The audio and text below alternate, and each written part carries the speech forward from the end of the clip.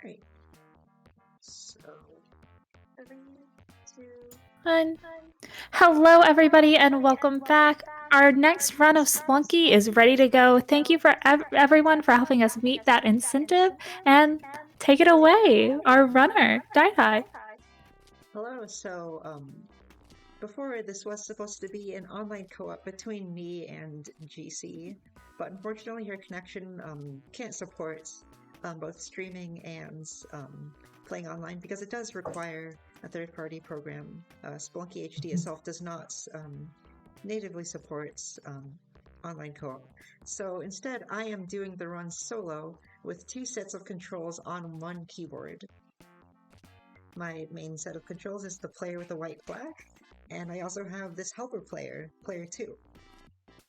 So I am going to be using both players to ferry an eggplant, which is an item that is extremely fragile. If I throw it, if I damage it, if it falls too far, then it is going to instantly break. And I need to take this eggplant all the way to the secret final area, Hell. Throw it at the face of the final boss, King Yama, and it will turn him into an eggplant. So along the way, normally you are required to go through the secret chain, which I will be doing in this run. But the secret chain does require you to pick up and carry several items, the scepter in particular, as well as go through the Moai head, which requires you to die and revive with the Ankh. Now normally, when you do that, you will lose your held item. So instead, we have to, without using some very cool exploits, which we could use, but Spelunky is an extremely volatile game and a lot can go wrong. We're going to use a player 2 as a helper character. So with that, I think we're ready to begin. Sounds good. All right. I suppose I'll give a countdown then if you're ready. Yeah, go for it. All right. 5, 4, 3, 2, 1, go.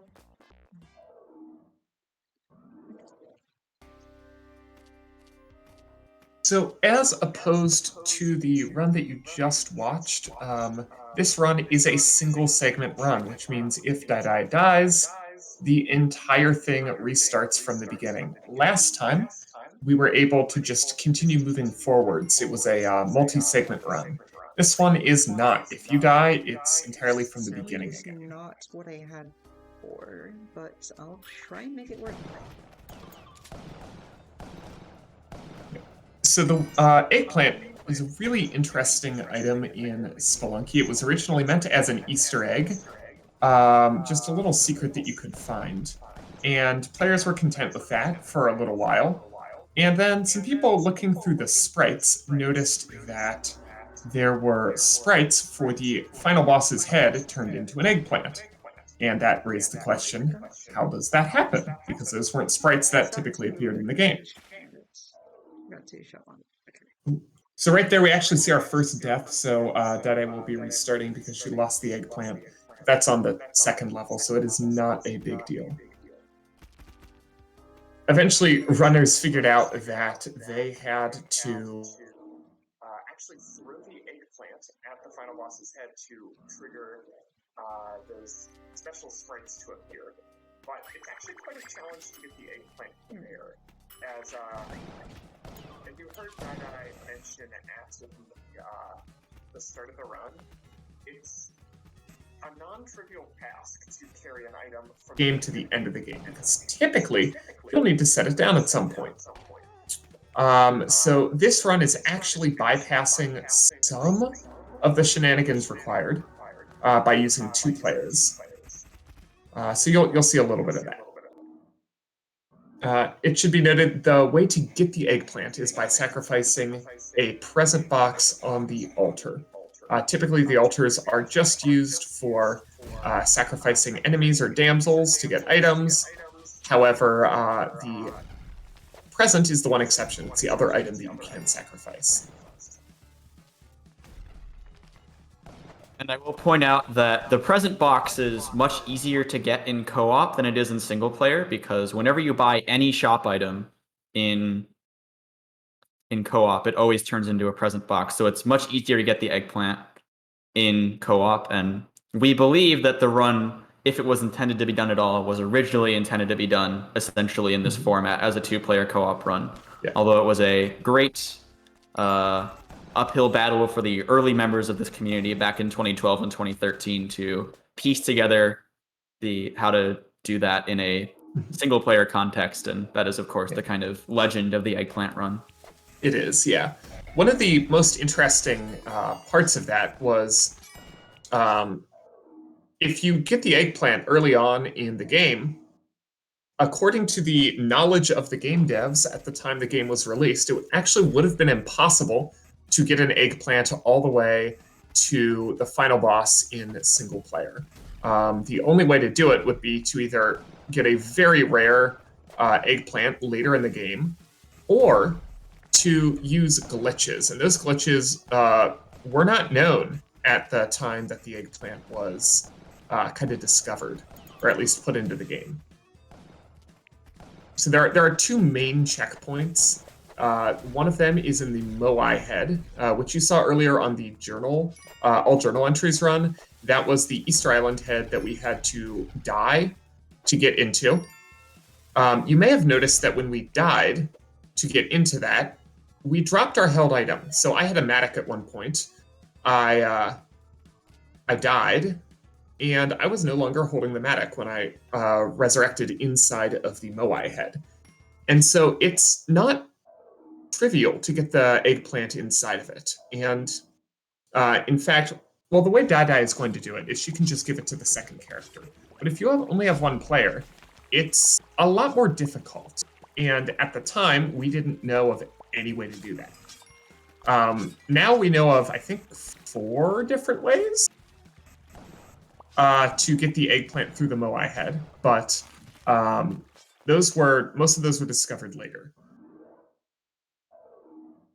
Okay, we are seeing Deadeye enter the last level of the jungle here.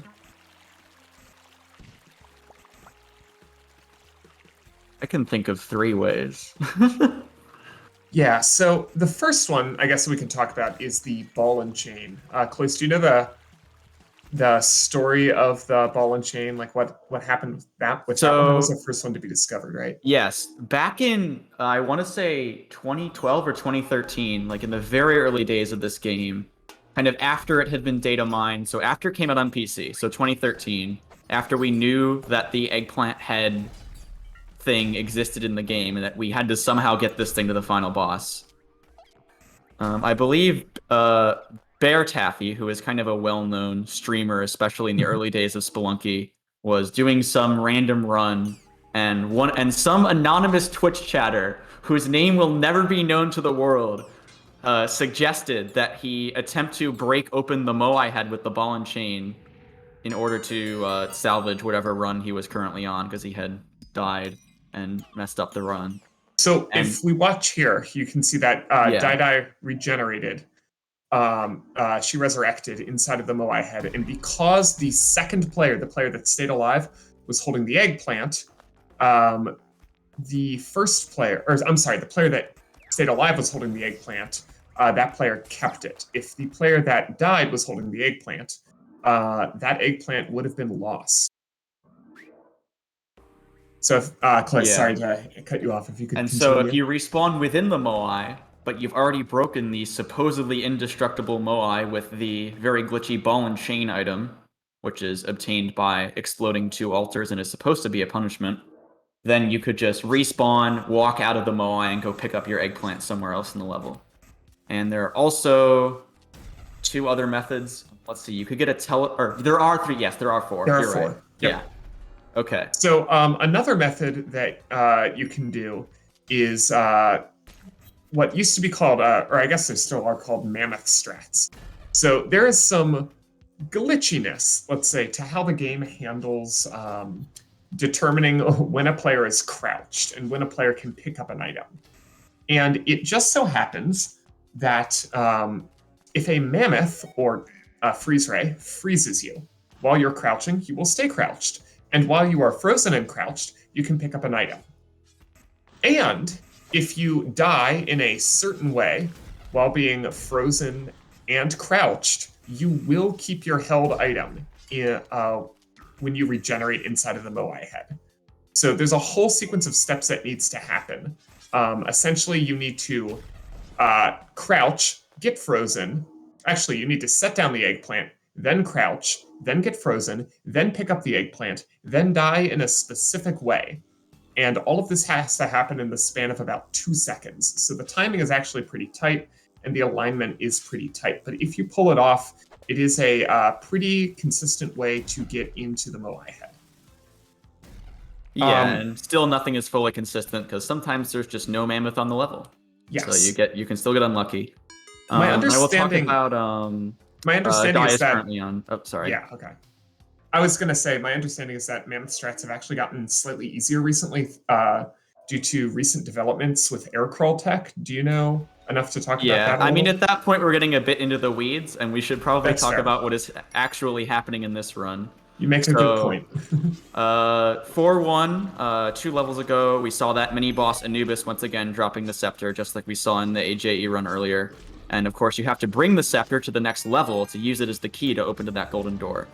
And again, since we have 2 sets of hands here, one player held the scepter and the other player held the eggplant, which makes it pretty simple. Obviously, the multiplayer makes this run a lot more consistent and doable for a marathon setting. But in single player, the kind of classical way to do this, the way that it was done the first time it was done back in 2013 by Bananasaurus Rex, is to go to the mothership, which is another secret area we saw earlier. That's that big purple explodey area that's super dangerous. Have to go there with our fragile little eggplant. And because the mothership, if you set up your save file right, always contains an unlockable character. And whenever you unlock a character in this game, you basically get a second player, so to speak, with an AI that is not very good. It's not a very smart second player, but it is effectively a second player in a solo run, which lets you use that second set of hands to hold the scepter. Yeah. At this point, we see Deadeye entering hell with the eggplant. So I see she is opting to keep the second player alive, which I suppose makes sense. If she takes a death with one player, the other one can perhaps continue, assuming the eggplant doesn't break. Yeah, of course. The one unique challenge to these multiplayer runs, you might have seen it a couple of times. Whenever she goes off screen, you'll see that there's the little character indicator that tells you where the other player is. But if the other player remains off screen for too long, that character indicator turns into a countdown. And if she's off screen for too long, she'll instantly die, which would not be good. So she has to kind of manage that and make sure she goes a little bit faster to make sure that she makes it there. Doing some sketchy maneuvers around a vampire there, but she does survive. And she... Yeah. Oof. This is a very bad exit. Oof.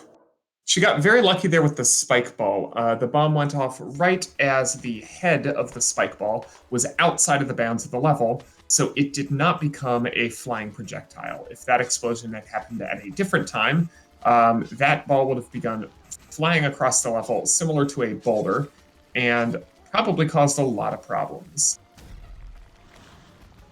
One thing that I will note is that attentive listeners may notice that both major checkpoints where you need a second player for, or you need a glitch to complete, occur before the level 4-2. And 4-2 also happens to be the last level that you can get an altar and a shop. So, it is technically possible to avoid both of those checkpoints by simply getting the eggplant after them. As it turns out, this is incredibly rare. I believe, I don't know if we have a modern estimate for the numbers. I would put it on around 1 in 120. Let's call it 1 in 120. Yeah. All right, here comes the big moment. So yeah, go. we saw a brief eggplant sprite. We should have changed music as well. We have the secret theme that was written specifically for the eggplant. And instead of having to deal with Yama the normal way, he just goes down in one shot as a result of the... Okay, she's turning up the music. Okay. Excellent. The only way to get this music is by initially getting the eggplant or by eggplanting Yama's head. So it's pretty rare music. Yep. That way And CJ... she is now, yeah, she's just kind of messing around now, finishing off the run. Very nice, solid run. Congratulations. And yeah, that's the eggplant run. She sped through it so fast we didn't have time to talk about the other 2 ways to get into the Moai. We did not. We will leave those for the viewer to find on their own. Yeah, it's an exercise to the viewer. Yes.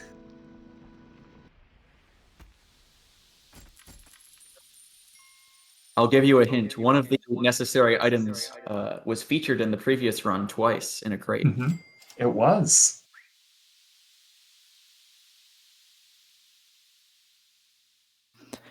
Well, while everybody's puzzling over that little mystery, do you guys want to go ahead and do shout-outs? Yeah, do we want to talk about Moss ranking and the Spelunky community? Yeah, Close, if you could go for that, that would be great. Yeah, so one of the big things about the Spelunky community that it kind of sets us apart from a lot of other communities is the way in which we typically run the game. So it's always a little bit silly to say this at a marathon because the types of runs that we do in marathons that are kind of marathon friendly are not the same as the type of runs that we normally do when you pick up the game to just play it. So normally, when you play a game of Spelunky, the unique thing is you don't know what category you're going to play. Like you open the game, and if you get that teleporter item on the second level, you're like, okay, I'm gonna do an any percent run. But if you don't get any items, you're gonna do a low percent run because the seed doesn't have good enough items to be competitive for any percent, for example. So that means that because of all these different modifiers that we apply to our runs, we have like challenge modifiers like no gold and pacifist and max, which is going through secret areas and things like that. It all kind of compounds and makes it so that we have hundreds upon hundreds of different categories that we can attempt in this game at any moment, depending on what the game gives us. So in order to keep track of all that, we have the wonderful website, mossranking.com, which is the kind of main hub. We don't really exist on speedrun.com in a big way, so we kind of have our own website where we keep track of everything that we want to keep track of and kind of make aggregate rankings of all the different categories to keep track of who's doing well and lots of different stuff. And that was originally founded by Saturnin55 and is currently maintained by the wonderful Gare Bear, who has done so many great things for this community. So I got to shout out the Moss Ranking developers there who have developed and created this site with so many wonderful features for us at mossranking.com. I'd also like to thank everybody who runs the Spelunky community organized events. And I know Cloyce himself is a big contributor to those. We have a lot of different community organized events run by a whole bunch of different people from the community. Too many to list at the moment, but a huge thank you to everybody in the community, really, for making this group of people what it is, a wonderful group of people to work with. Yeah, and in the context of events, I want to especially shout out Hazazel once again, who has been my partner in crime for event organization for the past 2 years, as well as Bumper Oyster, who has helped make a lot of the art assets for our events and always does a really great job of that.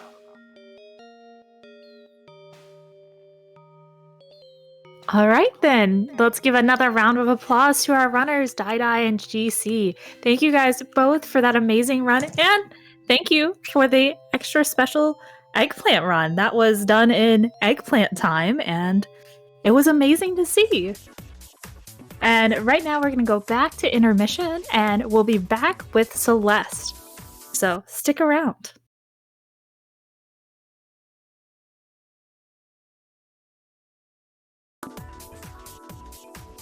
All right, we're on server mute.